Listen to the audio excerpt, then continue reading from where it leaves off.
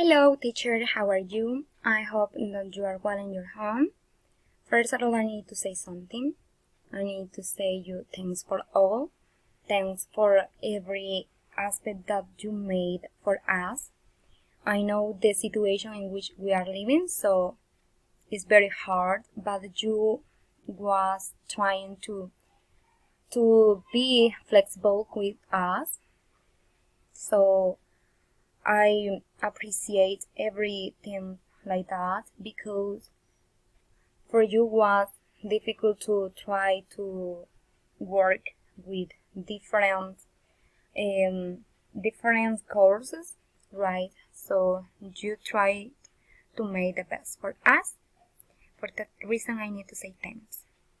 Then I will try to explain about pragmatic pronouns, texts, and more on situational context that are part of semantics. In that case, are subtopics. In some cases, we don't know about it, but it's important to know and study at the same time in order to get the main point about the situation or the context in which the sentences are using. Okay. Pragmatics is concerned with our understanding of language in context. And also we can say that pragmatics is the study of the use of words and sentences too, and how we understanding the language in a context, right? We need to know that aspect in order to understand better the message that the sentences give us.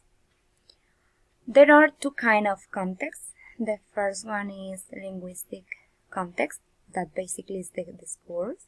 And the second one is situational context, that refers everything non-linguistic in the environment of the speakers or in the way that the speaker uses it. Discourse analysis is concerned with the broad speech units comprising multiple sentences. At the moment that we listen, like a conversation, our mind try to analyze every single aspect of the sentences in order to get the main idea. But if we omit that part, we can lose the sense of the sentences, right? An important note. Could a discourse presenting sentences affect the meaning of sentences that follow them in various ways? Okay.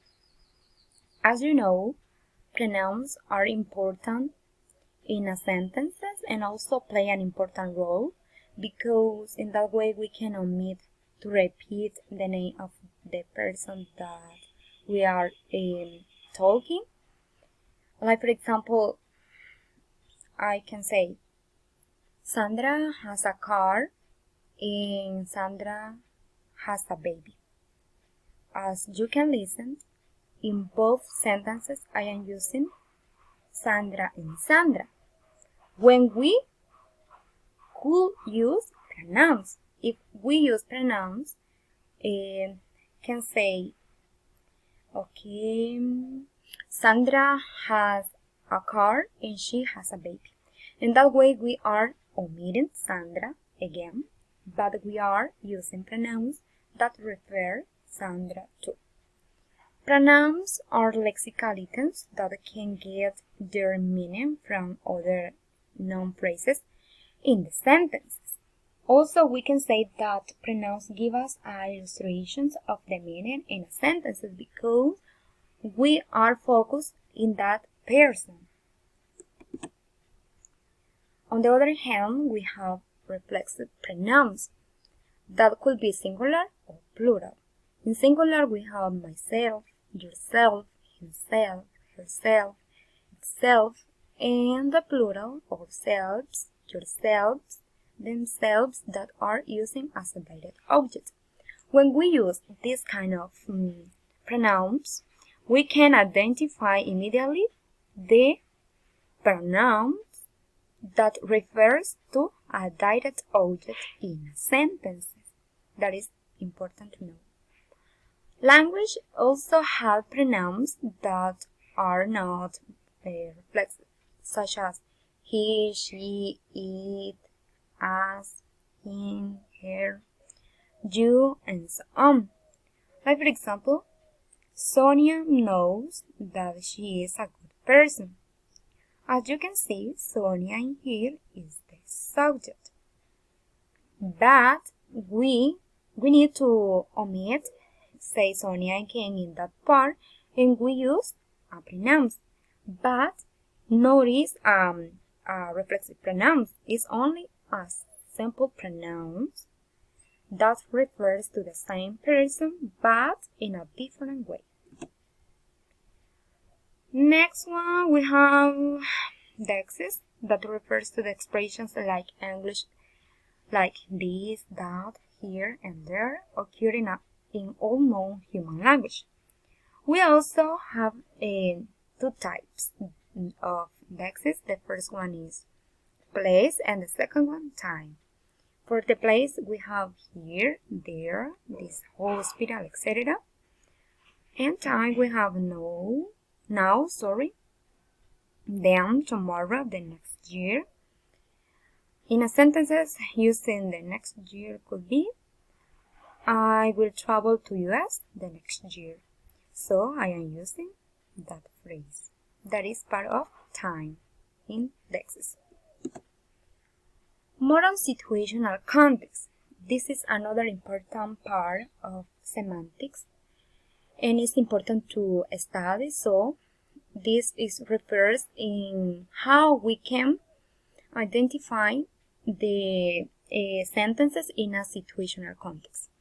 Much of the contextual knowledge is knowledge of who is speaking, that is one part of a conversation, and who is listening, that both make a good part in a conversation because one transmit the message and the other try to analyze the message that that person tried to give.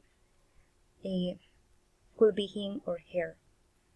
What objects are being discussed in general facts about the world we live in, what we have been calling situational context, that I think that depends in the country, right? Because in US the situational context could be in one way, and for us that are studying English right now is another one, but both are focused in the same aspect, that is to know what is the message that the people try to transmit.